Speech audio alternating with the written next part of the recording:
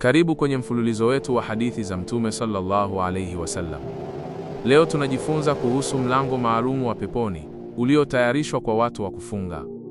Qala Rasulullah sallallahu alayhi wasallam, inna fil jannati baban yuqalu lahu ar-rayyan yadkhulu minhu as-sa'imuna yawm al-qiyamati la yadkhulu minhu ahadun ghayruhum yuqalu ayna as-sa'imuna فيقومون لا يدخل منه أحد غيرهم فإذا دخلوا أغلق فلم يدخل منه أحد.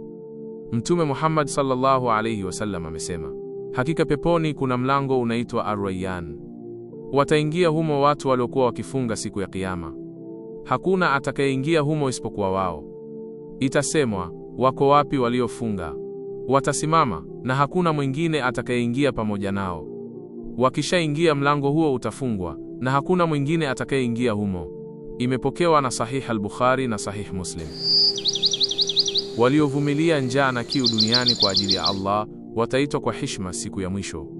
Subhanallah, funga leo kwa ajili ya Allah ili kesho uitwe kwa heshima kupitia mlango wa Ar-Rayyan. Jitahidi katika kufunga kwa ikhlasi, huenda nawe ukaitwa kupitia mlango wa Ar-Rayyan. Usisahau kushare na kufuatilia mfululizo wetu. Tukutane tena episode 8 insha Allah. Assalamu alaikum wa rahmatullah.